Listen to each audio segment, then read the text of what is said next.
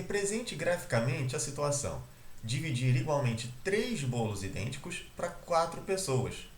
Em seguida, determine a quantia de bolo que cada pessoa receberá.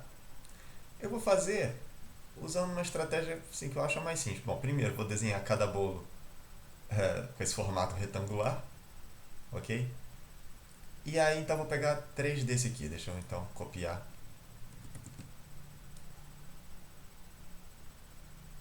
o segundo bolo e o terceiro bolo.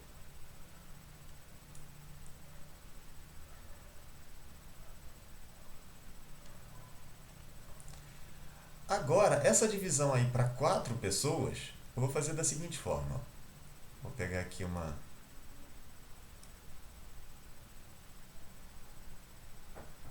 Como se eu passasse a faca aqui nos 3 bolos ao mesmo tempo. Dividindo, então, como se eu fosse dividir cada bolo para as 4 pessoas. Então, ó, se cada bolo está dividido em 4 pedaços, então dessa forma que eu fiz a disposição, é como se cada pessoa pegasse uma coluna dessa aqui. Ó. A pessoa 1 pega esses 3 pedaços, a pessoa 2 aqui, a pessoa 3 aqui e a pessoa 4 pega aqui. Finge que está tudo dividido em partes iguais, ok? Então, aqui, a pessoa 1 vai ter essa quantia. A pessoa 2, essa quantia.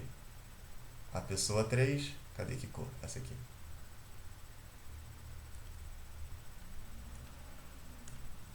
E a pessoa 4, essa quantia. Então, cada pessoa vai receber 3 pedaços, certo? Como cada pedacinho desse aqui equivale a 1/4 do bolo, então, cada pessoa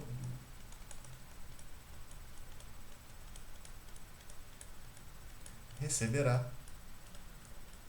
aqui, ó, 1, 2, 3 quartos de um bolo. Ou seja, eu posso pensar nesse enunciado, vamos olhar, vamos reler isso aqui. Tá?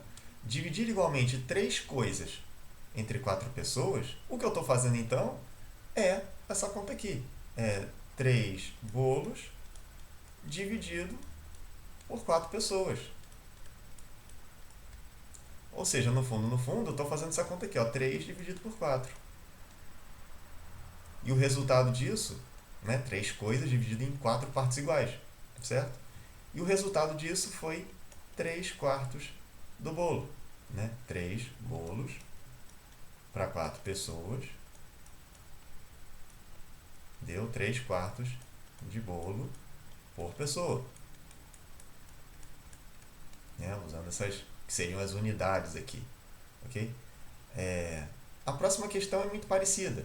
Eu só alterei os valores para a gente ver se aparece algum padrão aí nesse tipo de problema. Então agora, represente graficamente a situação. Dividir igualmente 5 bolos para 3 pessoas. Em seguida, determine a quantia que cada pessoa receberá. Eu vou usar a mesma estratégia que eu usei antes. Poderia usar outra até, esse caso até permite usar outra, mas eu vou usar a mesma estratégia. Então, eu vou pegar um bolo desse tamanho aqui, repetir ele para ter os 5 e vou passar aquela faca como se eu estivesse dividindo cada bolo em 3 partes iguais. Opa! Cada bolo aqui em 3 partes iguais. E aí a mesma coisa. Cada uma dessas 3 pessoas vai ganhar então uma coluna dessa aqui. Eu tenho, né, dividir em 3 colunas. E aí cada coluna então com a mesma quantidade de bolo. Se eu tivesse dividido em partes iguais, certo? Cada pedacinho desse aqui então representa 1/3 do bolo.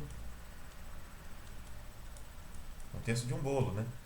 E aí cada pessoa então vai ganhar quantos pedaços desse? Se aqui eu tenho 5 bolos, né, essas 5 linhas aí, então cada pessoa vai ganhar 5 pedaços desse.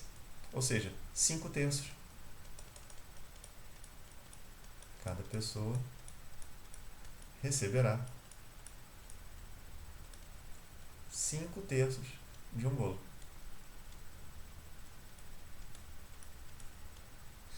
Então, de novo, lendo isso aqui, interpretando com a operação de divisão, né? Dividir igualmente 5 coisas em 3 partes iguais, o que eu estou fazendo é a conta 5 dividido por 3. Pegar 5 coisas e dividir em 3 partes iguais. E o resultado disso foi essa quantia aqui, 5 terços. Então já dá para a gente tentar generalizar uma ideia. Então se eu tivesse que, sim, dividir, sei lá, 19 coisas em 15 partes iguais,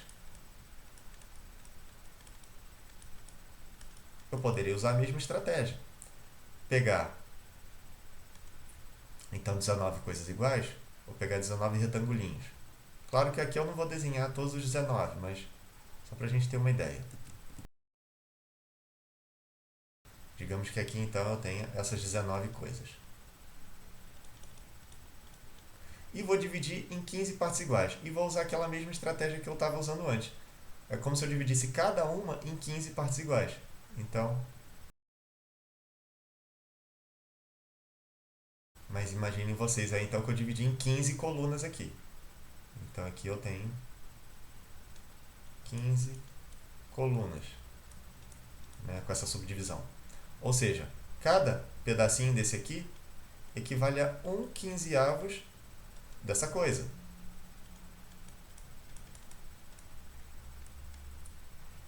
Então, se dividindo essas 19 coisas em 15 partes iguais, cada coluna dessa aqui, né, se fosse para 15 pessoas, cada coluna dessa aqui seria a parte que caberia para cada pessoa. Então, quantos quadradinhos desse aqui essa pessoa vai receber? Vai ser justamente essa quantidade de linhas aqui, certo? Então, cada pessoa receberá, né? Imaginando, então, fazendo a divisão de 19 coisas em 15 partes iguais, eu vou ter 19 pedaços desse aqui. Cada pedaço é 1/15, então eu vou ter 19 quinzeavos dessa unidade. Então, se eu tentasse generalizar, se fosse, sei lá, dividir N coisas em P partes iguais, seria a mesma estratégia.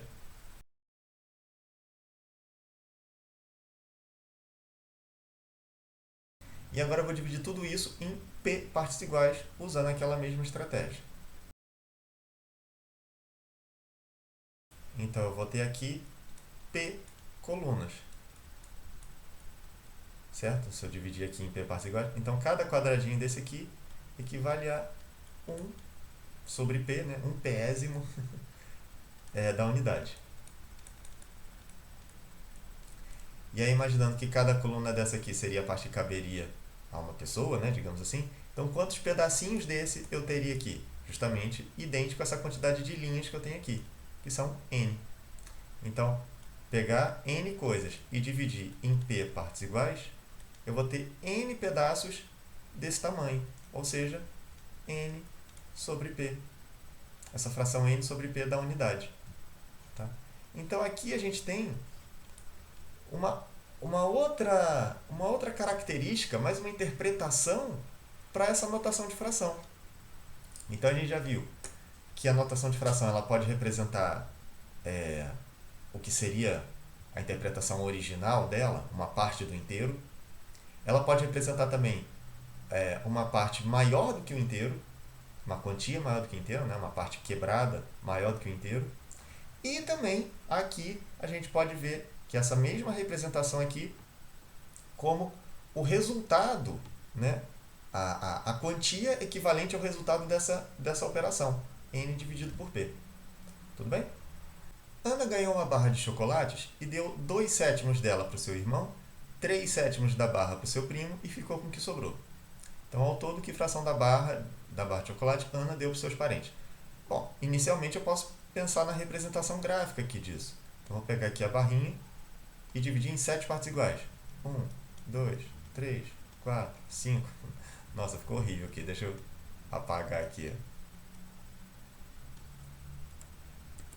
Pronto, está aqui a barra dividida em 7 partes iguais.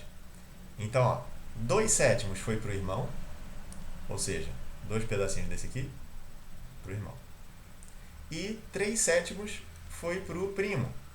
Então, 1, 2, 3. Isso aqui foi para o primo. Ao todo, que fração da barra de chocolates Ana deu para os parentes? Então, ó, se cada pedacinho desse aqui é 1/7, então ela deu 1, 2, 3, 4, 5. Então ela deu resposta 5/7 da barra. Agora, Ana ganhou uma barra de chocolate e deu 4/9 dela para o seu irmão, 2/9 dela para o seu primo e ficou com o que sobrou. Ao todo, que fração da barra de chocolate Ana deu para os seus parentes? Então, é a mesma coisa. Pode fazer a representação com o desenho, mas será que a gente precisa disso?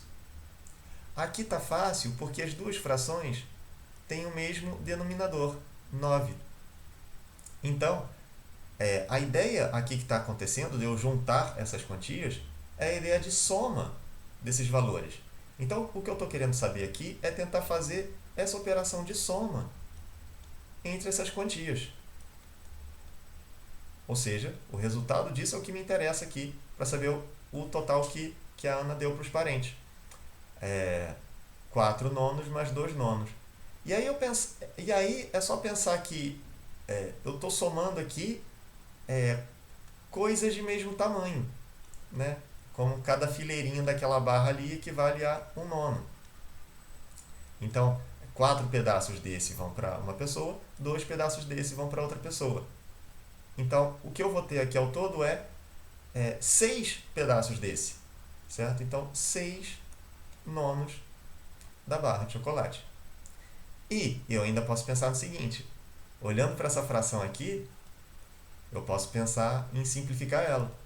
Eu posso gerar uma fração equivalente aqui, né, dividindo em cima e embaixo pelo mesmo valor. Ambos esses valores aqui são divisíveis por 3, né? Então 6 dividido por 3 dá 2. 9 dividido por 3 dá 3. Então isso aqui é a resposta da fração da barra que a Ana deu para os parentes. Aqui eu tenho a mesma situação, só que agora eu tenho esses outros valores aqui para tentar somar. Mas agora não está tão simples quanto o anterior. Porque agora eu tenho pedaços diferentes. 2/5 vai ser de um certo tamanho. Perdão, 1/5, né, seria de um certo tamanho. E 1/10 é outro tamanho. Então não tem como juntar direto. O ideal aí é se eu conseguir transformar essas quantias em pedaços de mesmo tamanho, certo? Então, o que equivale a pensar em gerar frações equivalentes aqui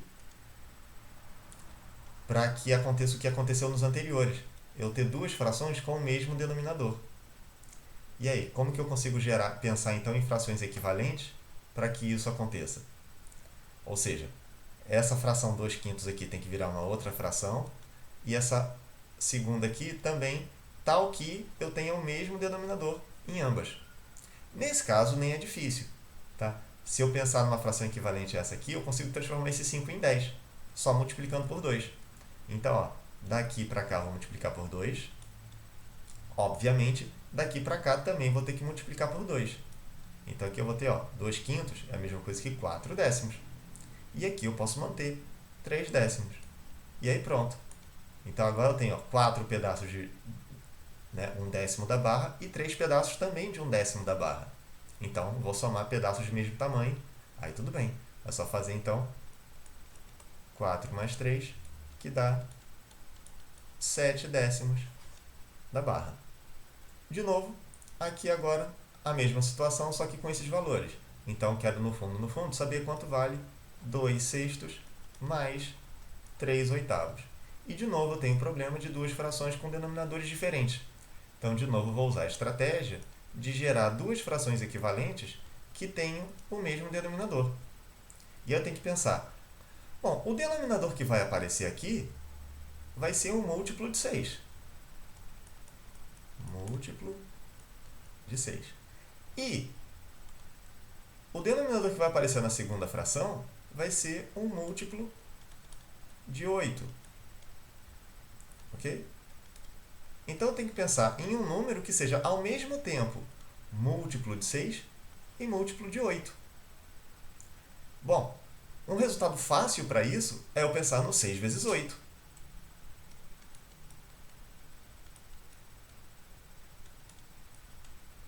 que é o 48. Então vamos fazer pensando nisso, depois a gente vê se era a única saída possível. Bom, ou seja, o que eu fiz aqui? Para transformar esse 6 nesse 48, eu multipliquei por 8. Então esse numerador aqui eu também vou ter que multiplicar por 8. 2 vezes 8, 16. E daqui para cá, eu multipliquei pelo 6. 8 vezes 6 dá o 48. Então, esse cara aqui eu também vou ter que multiplicar pelo mesmo 6 para gerar a fração equivalente. 3 vezes 6, 18. Pronto. Agora eu tenho uma soma de frações aqui que é fácil de fazer. Aqui é só fazer, então, 16 mais 18. Mais 18 sobre o mesmo denominador, 48. Agora são pedaços de mesmo tamanho. 16 mais 18, 34. Vou botar aqui. 34, 48avos. E ainda posso pensar na simplificação dessa fração. Ambos são múltiplos de 2, então eu posso dividir por 2 em cima e embaixo. 34 dividido por 2, 17. 48 dividido por 2, 24. E aqui eu não consigo mais simplificar. Essa já é a versão irredutível dessa fração. Um detalhe. Aqui, o 48 não é o único múltiplo comum entre 6 e 8. Eu posso pensar em qualquer múltiplo do 48. Tá? Se eu pegar o 48 vezes 2, 48 vezes 3, 48 vezes 52, qualquer coisa. Eu vou gerar também um múltiplo comum de 6 e 8. Tá? E o 48 não é sequer o menor múltiplo comum entre 6 e 8. Aí talvez vocês lembrem de uma coisa que viram lá, ó, menor múltiplo comum, essa sigla aqui. E aí o pessoal fica obcecado que para fazer operação com soma com fração, eu tenho que usar esse negócio aqui. Não precisa. Tá? Eu fiz aqui, não é o menor múltiplo comum. Na verdade, o menor múltiplo comum entre 6 e 8 é o 24. Que, obviamente, ele já vai me dar, né, um resultado de valores menores. Então, provavelmente, já vai ser mais perto da fração irredutível. Se não a própria fração irredutível. Mas, assim, é mostrar que você não é obrigado a fazer isso. Né? Se você achar mais fácil, pode pegar qualquer outro múltiplo comum. O que importa é que seja um múltiplo comum. Tudo bem?